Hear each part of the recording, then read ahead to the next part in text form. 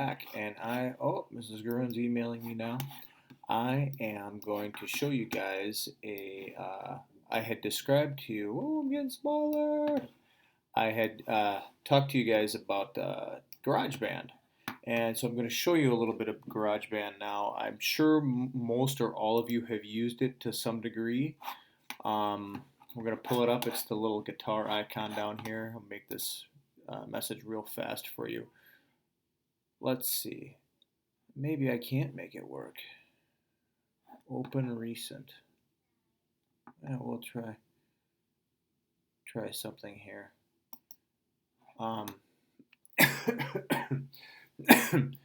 That is not a Corona cough, by the way. So here is GarageBand. I'm going to play a little blues tune here. If you can hear that. Okay, I was using this in Soundscapes. Now, what you see here is I'll open up something new.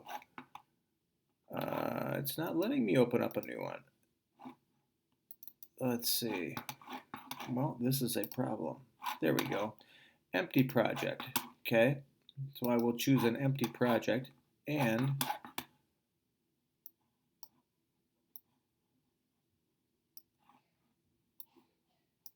hello.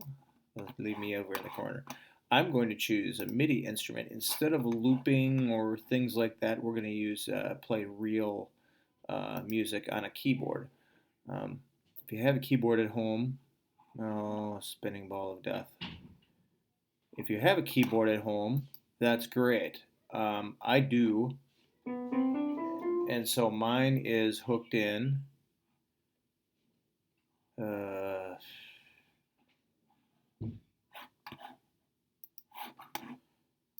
So my keyboard is hooked in to the computer here, and I can choose all kinds of different things here. You have these possibilities as well.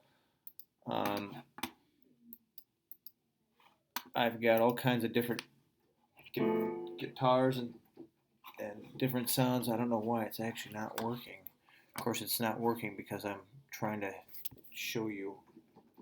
So I'm going to show you the musical typing instead, which was my whole point anyway.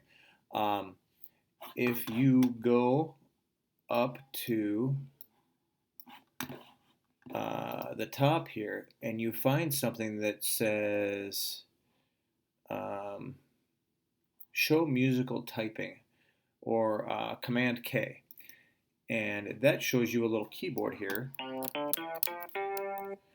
and you can type in what you want to play. So if you want to, there's a metronome here. You can control the tempo right here, up and down. I like to slow it down a little bit because it can be more groovy that way. And I'm just going to hit record.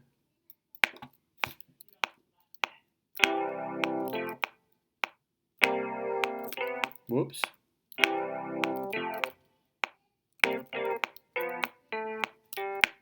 Okay, so that was a little bit of a mess, but if I double click on this, I can look at this in two different ways. I've got my piano roll, which is basically the keys that I pressed. You can see what I played here, right?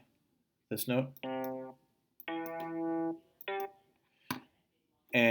Or I can look at it in a score format where it'll show me what I played and I can see the mistakes that I made. That was a mistake.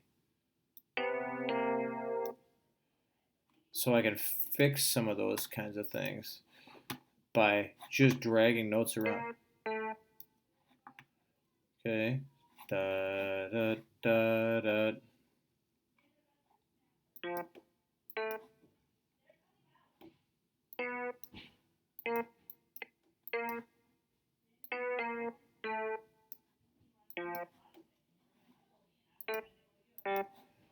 Okay, so I fixed that, and another thing I can do in here is I can do a little process called quantizing, where it'll notice that some of the notes that I don't have that I have here are not exactly in the right spot. Some are a little bit early or a little bit late, and if I quantize this to something like an eighth note, quantizing helps round it to like an even spot. Okay, so I'm going to round it to the nearest eighth note slot. And there, see, it kind of fixed it. So now we can listen back and decide how we like it now.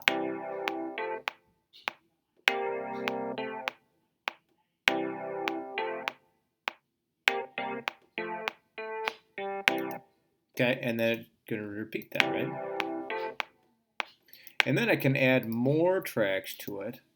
I could add a drummer to it. I can create my own drums as well, but I can add a drummer to it, and that's kind of fun. That's a kind of no way to mess that one up. So we got Kyle playing, and I got all kinds of.